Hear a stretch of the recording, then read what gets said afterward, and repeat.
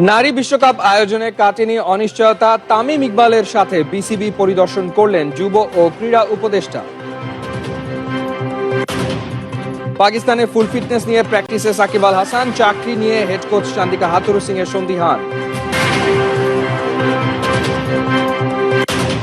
BPL ঘিরে আবারও শুরু হয়েছে বিতর্ক। ফিক্সিং নিয়ে কোচ ফাহিমের বিস্ফোরক মন্তব্য।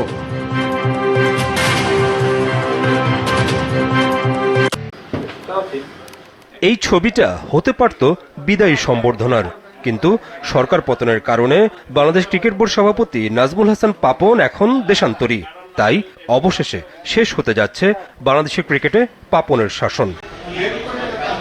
নাজমুল হাসান পাপনের পদত্যাগ উপলক্ষেই যুব ও ক্রীড়া মন্ত্রণালয়ে বিশেষ সভা আয়োজন করছে বাংলাদেশ ক্রিকেট বোর্ড বিসিবি। বুধবার সকাল 11টায় হবে এই বিশেষ সভা, যেখানে উপস্থিত থাকবেন দেশে থাকা বিসিবি কর্মকর্তারা।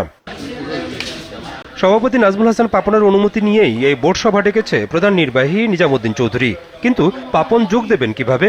বেশ অনেকদিন ধরেই শোনা যাচ্ছে পাপন পালিয়ে আছেন ইংল্যান্ডে, যেখান থেকে অনলাইনে যোগ দেবেন সভায়। কিন্তু কেন যুব ও ক্রীড়া মন্ত্রণালয়ে হবে এই সভা?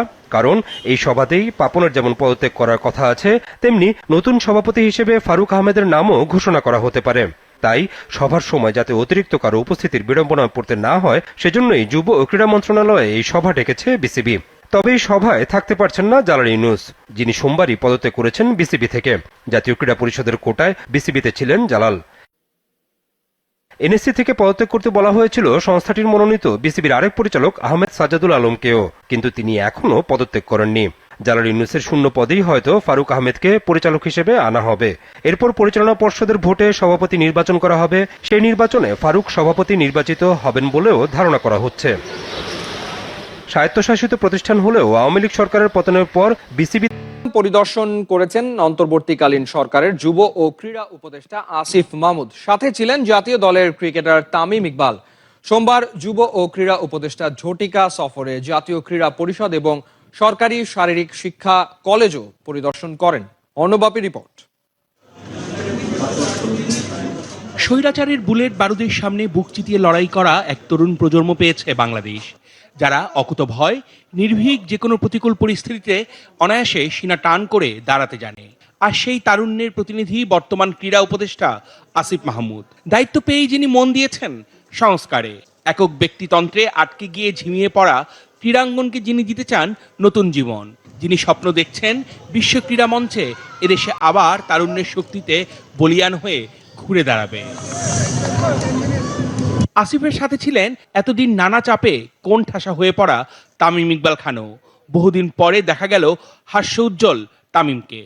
এ যেন বদ্ধ বাতাসে শ্বাসরুদ্ধকর শহর থেকে এক নয়া আলোর ঝলকানিতে বিভোর শহরে ফেরা। হোম অফ ক্রিকেটের অলিগলি যার চেনা, কোথায় কতটুকু যত্নের প্রয়োজন সেটাও তামিমের জানা। নারী ক্রিকেটারদের সাথেও হয়েছে নতুন ক্রীড়া উপদেষ্টার কিছুটা আলাপ। নতুন দায়িত্ব পাওয়ার পরে আমি আমাদের ক্রীড়া মন্ত্রণালয়ের অধীনে যেই ফ্যাসিলিটিসগুলো আছে সবগুলোতে একটু ঘুরে দেখছি। আজকে বিকেএসপিতে যাওয়ার কথা ছিল, যেতে পারিনি। ক্রীড়া পরিদপ্তর সহ এখানে বিসিবিতে আসা হয়েছে। অবকাঠামোগত যেই অবস্থা আছে সেটা দেখতে চেয়েছিলাম, সেটা দেখলাম ঘুরে ঘুরে সব জায়গায়। এবং নারী ক্রিকেট দলের সাথে দেখা হলো। তারা সামনে উইমেন টি20 ওয়ার্ল্ড কাপ খেলতে যাচ্ছে, এবং যেই ব্যাপারগুলো এখানে উন্নয়নের প্রয়োজন আছে সে ব্যাপারে একটু নোট নিলাম। আশা করি সামনে এগুলো আমরা ঠিক করে দিতে পারবো। নাজমুল হাসান পাপন মূলত গা ঢাকা দিয়েছেন। বিসিবির অন্য পরিচালকরাও ছন্ন ছাড়া। আর এমন অচলায়তনে প্রাণ ফেরাতেই ক্রীড়া উপদেষ্টা এসেছেন মিরপুরে। ঘুরে দেখেছেন তামিমকে সাথে নিয়ে। খুবই সৌহার্দ্যপূর্ণ সবার সাথে জাস্ট আলোচনা হয়েছে, বিভিন্ন অভিজ্ঞতা, বিভিন্ন তাদের এক্সপেরিয়েন্স একজন আরেকজনের সাথে শেয়ার করেছে। এক একজনের এক একটা এরিয়াতে এক্সপেরিয়েন্স, এই বিষয়গুলি। বিশ্বের নানা প্রান্তের খেলাধুলার খবর নিয়ে আমাদের নিয়মিত আয়োজন খেলার সময়, আর এই আয়োজনে আপনাদের সঙ্গে আছি আমি সাজিদ মুস্তাহিদ। বিসিবি চাইলে পদত্যাগে প্রস্তুত হেড কোচ চান্দিকা হাথুরু সিংহে, তবে বোর্ড চাইলে খুশি মনে চুক্তি অনুযায়ী কাজ করে যেতে চান তিনি। রাওয়ালপিন্ডি টেস্টে দারুণ সুযোগ দেখছেন টাইগার পেসারদের। চোখের অস্বস্তি কাটিয়ে সাকিব আল হাসান প্রথম টেস্টের জন্য পুরোপুরি ফিট বলেও জানান হাথুরু। গভীর সমবেদনা জানিয়েছেন সম্প্রতি আন্দোলনে শহীদদের পরিবারের প্রতি। ক্রিকেটের দেশে তাকে নিয়ে কত আলোচনা সমালোচনা, করা হেডমাস্টার সিনিয়রদের ছুঁড়ে ফেলা নেপথ্যের অনুঘটক, ব্যর্থতার পরেও পছন্দের ক্রিকেটারদের বারবার সুযোগ দেয়া, অন্য কারো মতামতকে গুরুত্ব না দেয়া। Tiger head coach Chandika Hathurusingha যেন বাংলার ক্রিকেটে শেষ কথা। দেশ জুড়ে পরিবর্তনের ঢেউ আছড়ে পড়েছে বিসিবিতেও।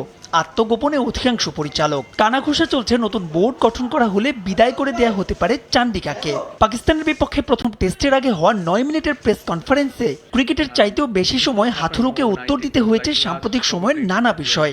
চ্যাম্পিয়ন্স ট্রফি পর্যন্ত চুক্তি থাকলেও তাকে রাখা না রাখার সিদ্ধান্ত ছেড়ে দিয়েছেন বিসিবির ওপর। I have no idea what's happening back home. My future is I have signed a contract till whatever the date, and then I'm looking forward to serve that term. But if the board change and the new people wants to make a change, yeah, I'm okay with that. পাকিস্তানের টেস্টে দারুণ খেলে দেশবাসীর মুখে হাসি ফোটাতে চান ক্রিকেটাররা, এমনটাই জানিয়েছেন হেড কোচ চান্দিকা হাথুরুসিংহে। বলছেন প্রস্তুতি ভালো হয়েছে এবং সাকিবও মানসিকভাবে ফিট আছেন, কিন্তু চুক্তি অনুযায়ী আগামী বছরের ফেব্রুয়ারি পর্যন্ত চাকরিটা করে যেতে পারবেন কিনা তা নিয়ে বেশ দ্বিধায় আছেন বাংলাদেশের হেড কোচ। সাইফুল রূপকের রিপোর্ট। ঢাকায় যা যা ঘটছে পাকিস্তানে থাকা হাথুরুকে আরো চাপে ফেলছে। ক্রিকেট বোর্ডে নতুন সভাপতি হওয়ার দৌড়ে এগিয়ে ফারুক আহমেদ। সোমবার ক্রীড়া উপদেষ্টাকে বিসিবি ঘুরিয়ে দেখিয়েছেন তামিম ইকবাল। মজার ব্যাপার, হেড কোচ চান্ডিকা হাথুরুসিংহে নিজের 2 মেয়াদে এই দুজনের সঙ্গেই ঝামেলায় জড়িয়েছেন। বলা যায় ক্ষমতা দেখিয়ে দুজনকেই বঞ্চিত করেছেন, দেশের ক্রিকেটের 12টা বাজিয়েছেন। তাই বাংলাদেশে পালা বদলের এই সময়ে চাকুরিটা যে সুতোয় ঝুলছে তা হাথুরুও টের পেয়ে গেছেন। My future is I have signed a contract till whatever the date, and then I'm looking forward to. মাথা থেকে ঝেড়ে ফেলা কঠিন হাথুরুর, তবুও মাঠের ক্রিকেটে ফোকাস করার বিকল্প নাই। রাওয়ালপিন্ডিতে 2 ম্যাচের টেস্ট সিরিজ, বরাবরই ঘরের মাঠে স্পিন পিচের রেজাল্ট খোঁজা কোচের জন্য পাকিস্তান ক্রিকেট বোর্ড তৈরি করেছে পেস ফ্রেন্ডলি উইকেট। এজন্য বেড়াতে দেখেন জুয়েল রানা। এ সময় রোমানাকে স্ত্রী দাবি করে কাজলকে মারধর করেন জুয়েল। তখন কাজল ও জুয়েলকে মারধর করেন। এই বিষয়টি স্থানীয়দের নজরে আসলে তারা তাদেরকে আটক করে থানায় সোপর্দ করেন। রোমানা খাতুন বলেন, মা বাবা আমার অমতে প্রায় 2 মাস আগে জুয়েলের সঙ্গে আমার বিয়ে দেন, কিন্তু জুয়েলকে পছন্দ না হওয়ায় 1 মাস আগেই আমি নিজেই কাজলকে বিয়ে করেছি। তবে জুয়েল রানার সঙ্গে আমার বিবাহ বিচ্ছেদ হয়নি। এরপরও আমি কাজলের সঙ্গে ঘর সংসার করতে চাই। এ বিষয়ে জুয়েল রানা ও কাজল মিয়া জানান, রুমানা খাতুন যা বলেছে সবটাই ঠিক, তবে 2 যুবকই রুমানাকে স্ত্রী দাবি করেন। তারা রুমানাকে নিয়েই ঘর সংসার করতে আগ্রহী। দুনুর থানা ভারপ্রাপ্ত কর্মকর্তা আব্দুল জব্বার বলেন, 1 নারী ও 2 যুবককে থানায় হেফাজতে রাখা হয়েছে। তাদের অভিভাবকের সঙ্গে আলোচনা করে প্রয়োজনীয় ব্যবস্থা নেওয়া হবে।